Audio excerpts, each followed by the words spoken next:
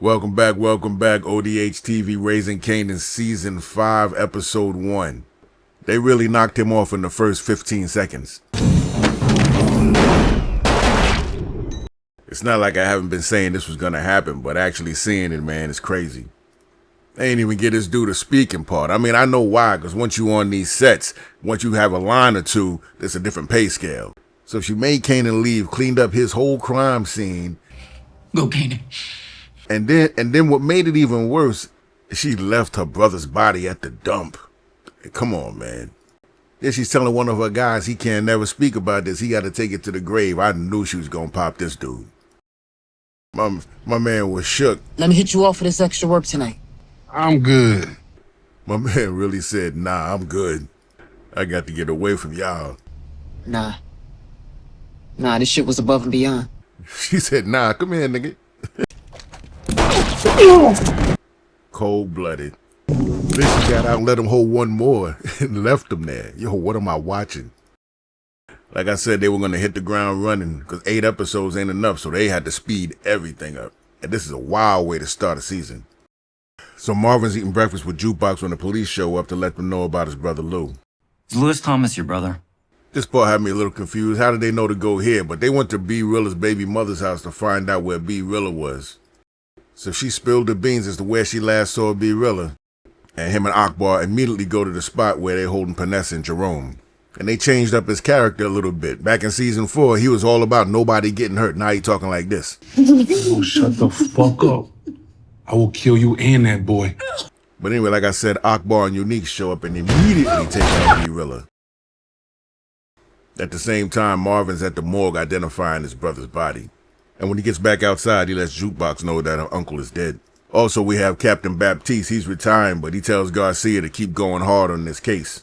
So Marvin goes to see Rock and lets her know that Lou's been taken out, as if she didn't know already. But he's a little suspicious because she's not crying. You handling this a whole lot better than me. You ain't crying or nothing. We all deal with this shit different. Don't tell me how to hurt. So Marvin thinks it's Unique, and he tells Rock, let me know where they holding Panessa and that boy, because he's ready to go take them out. Tell me where the fuck they are, Rock. They at the mall. When he gets there, he finds B. Rilla's body and no Panessa or Jerome. So he goes over to Unique's tailor shop looking for him, and when he doesn't find him there, he just destroys everything. Breeze meets with his aunt and uncle, Snaps and Pop, and they let him know that he's going to be working out at their old pawn shop. And they let him know he doesn't have anything to worry about there because he got police on payroll, so they won't mess with the spot. Now this scene here where Detective Garcia is talking to Jukebox. Jukebox still doesn't want to work with this dude. But what's interesting is that he told her that she's seen nothing but good cop from him. She's about to start seeing bad cop. And I think he gonna wind up getting himself taken out. Unique goes to see Phil Russo because he thinks Phil took out Lou, and he's worried about that blowing back on him. But Phil Russo says he's got nothing to do with it and he's not backing Unique anymore. He says he's fighting to stay alive because of what he did to Stefano. Raquel goes to see her new Afghan connect to let him know that there's a problem and she's not going to be able to move the merchandise as fast as she thought she could. But when she gets there, she sees that Hafiz pays for that. He sees call girls, and this one is upset because he kept her waiting. This is bullshit. So Hafiz, I have a schedule to keep to, and not to keep me waiting next time. So she's definitely going to use that information because when she finally does get in to see Hafiz, he threatens her. Where I'm from, it is better to be dead than to betray a promise. Now, if you remember this from last season, Marvin saved Gerald's only last surviving daughter from her crazy foster parents. And Marvin wound up knocking them both off in the process and told the little girl, call the police and say it was a white guy with a bunch of tattoos. This could land Marvin in jail because the police don't believe nothing she's saying. And she's lying. And here we have Primo and Crank. Crank, who I believe still might be playing the youngest version of Ghost.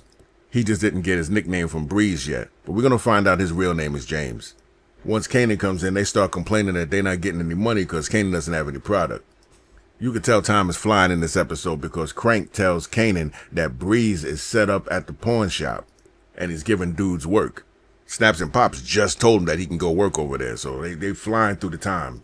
I heard this new guy, Wheeze or Sneeze or some shit, putting niggas on over at that pawn shop on God Brewer. Meanwhile, Unique is meeting up with Snaps and Pops, letting them know he's willing to take up that offer and do some work with them. But he's going to have to meet with Breeze. Jukebox meets up with Aisha, And they have a long conversation, really about nothing and about people dying all around Jukebox.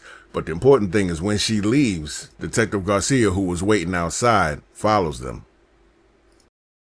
Across town, we got Breeze and his fight club. I had said in my last video, man, he got these dudes fighting for his entertainment. And Breeze's right-hand man, side-eyeing Kanan, so you know he got to go. Now, this scene here, we have Panessa telling Unique, it's too dangerous out here. She got to go and protect her son. She wants to get out of Queens, and she wants him to come. He's not trying to hear that. But he does decide to let her go and says that when he's done here, he'll come and visit them. But then when he goes to the side window to say bye to his son and says that he'll see him later, his son doesn't even pay him any mind. Gonna see you soon, J.I. Could that be foreshadowing that he's not going to see him again because he's going to get clipped? When they're pulling off, is it him realizing that what he said to Rock about her not being shit as a mother, maybe he's not being shit as a father? Kanan meets up with Breeze at that pawn shop and they agree to work together. But Breeze's right-hand man, he's got a problem with Kanan. Breeze's right-hand man is named Taz, and Breeze is checking him because he's messing up the supply. But he lets his jealousy out when he starts asking about Kanan. You really about to get that kid corners and all that? Worry about your business, not his, nigga. Now, Stefano's in the hospital, still recovering from the stab wound he got from Phil Russo. He gives his guys a pep talk and lets them know they're going full-scale war. So Unique also pays a visit to the pawn shop and meets up with Breeze, and they decide they're going to work together, even though Breeze doesn't really want to work with this guy. So how would this shit work between us? So the rest of this is Lou's funeral. Rock gives some remarks, Marvin gives some remarks, but what happens outside is more important. Rock talks to Kanan and lets him know that he means nothing to her anymore. And she lets Kanan know, look, here we are again. I done cleaned up your mess and you won't even return my phone calls. And she's not lying. She keeps cleaning up his mess. But the important thing is Jukebox. She's starting to get suspicious. And I think she's going to start asking Kanan some hard questions in the next episode.